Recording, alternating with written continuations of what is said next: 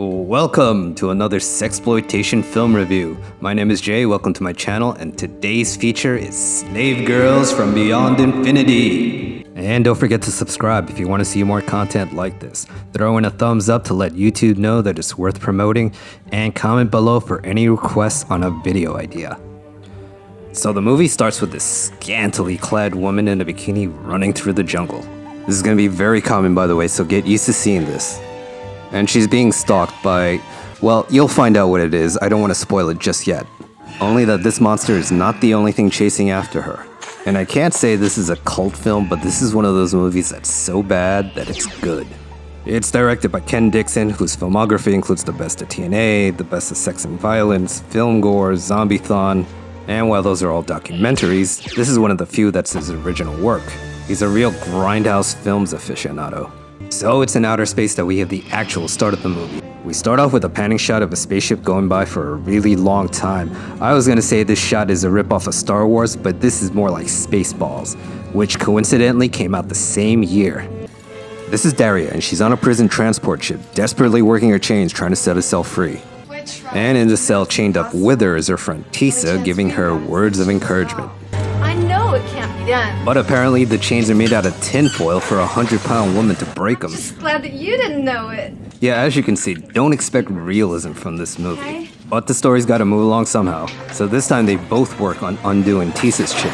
And now prepare for a classic trope of any sci-fi show that gets you out of any situation. I've got an idea. That if we can reverse the polarity on these cuffs. And yes, the solution for every sci-fi show is reversing the polarity. Oh, sure. Is that all? So they work together to reach a door mechanism and try to short it out, electrifying Daria at the same time. But it's alright, it's like my old coach says, just walk it off. We're out of here. And these are the ship's guards who have all the effectiveness of stormtroopers but look half as cool. And I guess protective gear is optional because they decide to take their helmets off. Because who needs that kind of stuff when you're guarding dangerous criminals? Lay the wood down. I always love a woman who can handle a good stick. See, this movie's not about objectifying women. These two are strong and independent. So they escape to the shuttle bay where they find the ship and prepare to take off. And apparently there's no other guards or anybody else monitoring the ship because they're able to leave so easily. On our way. Let's go. So they start traveling, but realize they have no place to go. But fortunately, they discover a signal. Not far from here. A beacon. Out here? Let's check it out. It's coming from that small planetoid. That beam is transmitting astronavigational landing coordinates. We'd be lucky to. And you're questioning. Boy, lucky for them. So they start to make their descent to a remote alien planet. But as soon as they start getting close, their ship's starting experiencing difficulties and they have trouble navigating. Something's wrong. Aren't we dipping into orbit a bit fast? Hit the brakes! Caught in a tractor beam. Retros aren't firing. We're not slowing down. Engines won't reverse. I can't pull her out. We're going down.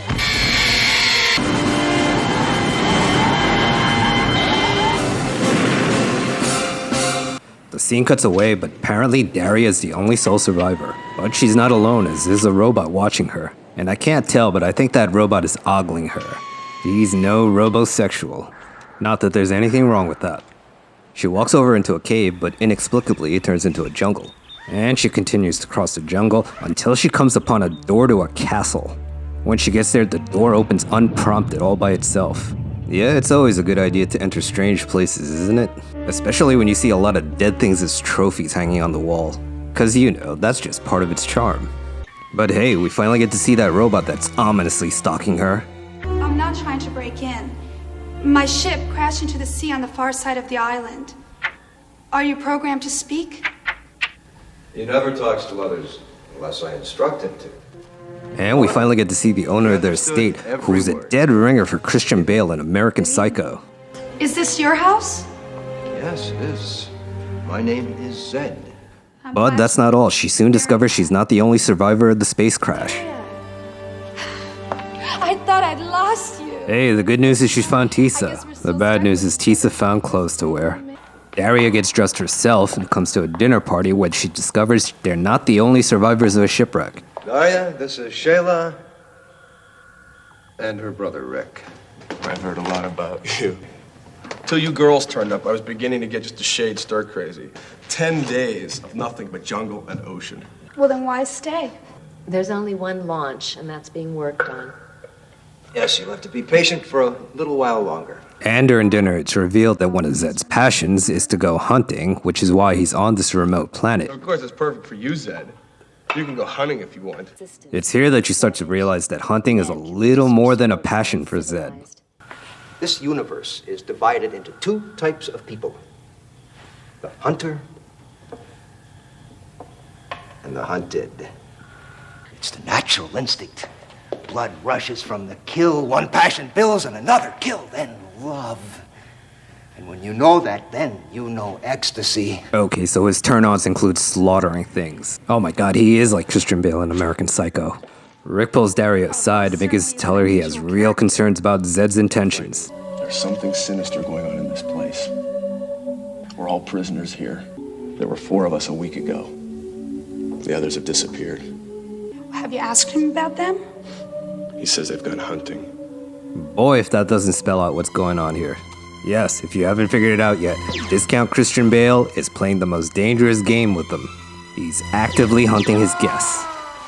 Daria wakes up to some strange noises and hears someone approaching her room. But it turns out to be Rick.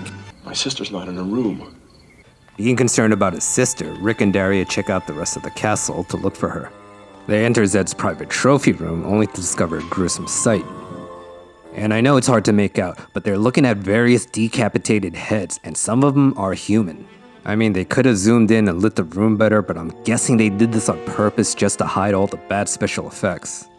It's so badly lit, Rick doesn't even see Tisa standing right next to her. You scared me half out of my wits. What are you doing down here? Somebody had to find out what's in this place. Did you see what's on those walls? Yeah, that's what he's planning for all of us. Where does that corridor lead to? He's got an escape latch stashed back there. And so they discover a way off the planet, but the only problem is that Shayla is still missing. They decide to leave the trophy room before Zed realizes their whereabouts. So while they hustle back to their room, Zed comes back with his latest trophy. And couldn't they at least make the head stump bloody or something? They return back to their room to discuss their plan. We may as well face the fact we're dealing with a maniac.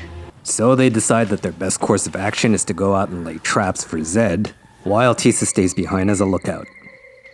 And we at least know Shayla's still alive, but she's not in a good position. Or she's in a great position if you're into that sort of thing, which Zed seems to be. And since Zed just came back from hunting killing someone, I guess he's in the mood for love. Take your hands off me. If you don't let me go, my brother will kill you. I only hope that this will fan the flames of his hate. Might inspire him to action. Otherwise, I fear that he's going to provide little or no challenge. And meanwhile, Daria and Rick set up some traps without any tools, ropes, or equipment, or anything else like that, because movie logic. And they did that without getting dirty, too. How sensitive is this tripwire? The slightest touch on that line and the mahogany log comes crashing down, crushing anything beneath it. Back at the castle, Tisa starts to investigate whether or not Zed's still suspicious of their activities. Back. Check the upstairs rooms. Make sure all of our guests are safe in their beds. And seeing that they're not back yet, Tisa does the only thing she can think of to distract the guards. What a delicious day it is. It's just perfect for a morning swim. Won't you come with me? I'd feel a whole lot safer with a big, strong android like you along to protect me. Of course, I haven't got a swimsuit, but I'm sure you won't mind. Yeah, she seriously tried to seduce a robot. But it worked, so I guess he's not a robosexual after all. And it's a good thing, too, because it provided a much-needed distraction. Daria and Rick were able to sneak back into the room. But as soon as they come back in, they hear somebody traveling down the hall, so they had to think of something quick to subvert their dilemma. And what did they do? Well, what else? That is a good plan. That's the one I'd go with. And it worked, leaving Zed none the wiser. I told you that was a good plan. It may have been a diversionary tactic, but they actually start to develop feelings for each other. I never knew how much I missed making love until just now. If I died today, I wouldn't complain. Alright, after hearing that, I'm actually rooting for Zed now. So Rick just scored with a hot chick. He must be feeling pretty good. Like, what can ruin your day? Oh yeah, there's still a matter of a psychopath hunting you down for sport. No doubt you've been wondering about your sister. She's my prisoner. Here's your chance. Timer on the gun won't activate for 10 minutes. If you can elude me until dawn, or kill me, then you've won your freedom and hers. So the hunt starts and Rick begins to run through the jungle. Alright Rick, you just gotta remember when you set up the traps, lure Zed in and go for the kill. Or stumble down and give away your position. But all is not lost, you still got your gun and the element of surprise, all you gotta do is shoot him, right? Okay, not bad. You took out one of the robots, that's one obstacle out of your way. Oh, for crying out loud, why are you running backwards? Ugh, God. And I thought the purpose was to be some sort of sport and challenge. You know, you could have saved Zed all the trouble and just cut off your own head. I guess it'll be up to the girls to save themselves. Speaking of which, back in the castle, you find the girls already chained up. I mean, I don't know how, they just cut to the scene where they're already chained up. He also shows him Rick's head and tells him of his intentions. I intend to hunt you. And that's also what he says for foreplay and dirty talk. I'm going to release the three of you simultaneously. I'm going to give you hunting knives and an hour head start. There's a temple on the far side of my island containing high-powered laser weapons. Those weapons will give you more than a fighting chance. So Zed gives them all knives and a map to a temple that has weapons. I am going to enjoy this. Yeah, this takes the term chasing women to a whole different level. As far as I know, I don't think there's a fetish for this, but there probably is.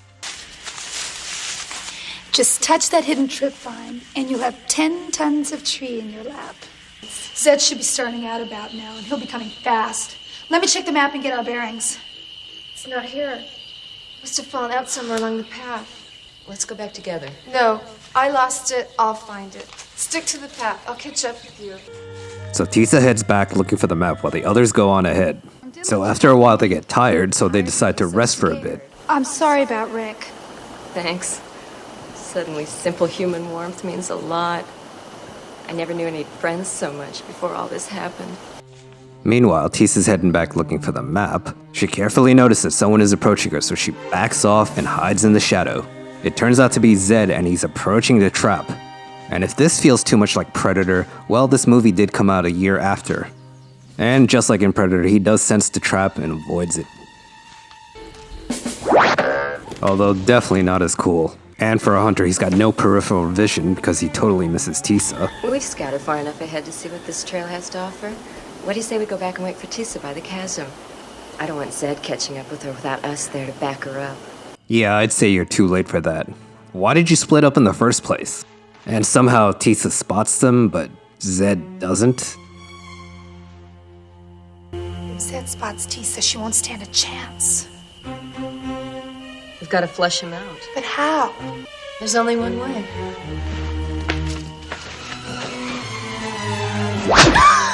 Damn it, what a waste. So Shayla sacrifices herself so Tisa can get away. So the girls look to be in a really bad position. And as they're running away, Daria picks up a stick, spears it into the ground, and sets up another trap. I guess she's counting on Zed's horrible peripheral vision. Hey, it's just a flesh wound. Walk it off. She deserved better than this. She sacrificed herself for me. So after a moment of reflection, the girls continue to wander until they find the temple. Although I don't know how, because they never found the map or any indication where the temple was. And so they activate the door to enter the temple where the weapons are. But the part that follows after, you're gonna have to suspend your disbelief. I know, it's shocking. I have the strangest feeling the normal laws of time and space no longer apply. How do you know that? If we get separated... Tisa? Tisa? But following the wonky laws of quantum physics, all of a sudden this movie turns to a zombie horror film. And maybe the same physics explains why they cut to Tisa being dragged away by a zombie all of a sudden. And then Tisa continues and runs into a creature that looks like the Predator crossbred with John Carpenter's The Thing. And I know you're looking for a weapon, but Tisa, I would really leave that alone. And that wasn't too hard to predict, anybody could have seen that one coming. But Daria has better luck and she finds the weapons. Now all she has to do is find Tisa and rescue her. But luckily she doesn't have to look too far, they're right behind her. And is it just me, or is there something sexy about women with guns? So now the girls are back together and fully armed. They make their way out of the temple and ready to confront Zed. But hold on, we're not done with that Predator reject just yet. Oh yeah, he's got a taste for blondes.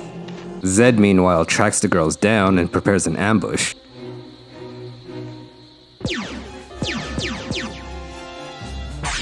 And I see everybody went to the Imperial Academy of Stormtroopers for their shooting lessons. Daria slips and falls to her doom, leaving Tisa all by herself.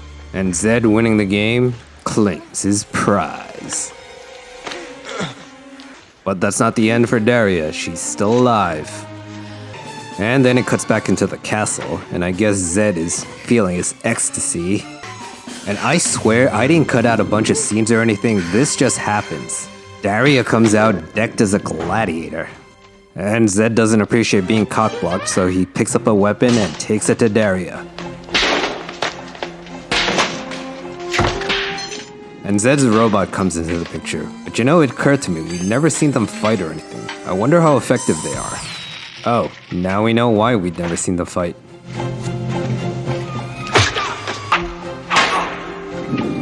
And for those of you wondering when that Predator reject was gonna show up, well, here it is. And he's actually the one that takes out Zed. And does he just have a thing for Tisa or what? And that mace can do that? Zed, why didn't you pick up that weapon?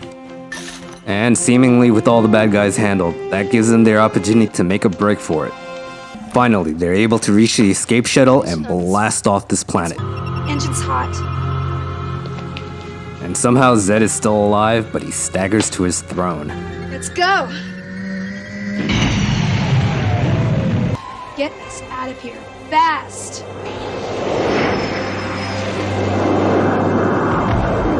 And what happened to Zed? Well, he activates a self-destruct that destroys his castle. That was close. Now what do we do? Our universe is vast, full of wonders. We'll explore, find strange new worlds, together.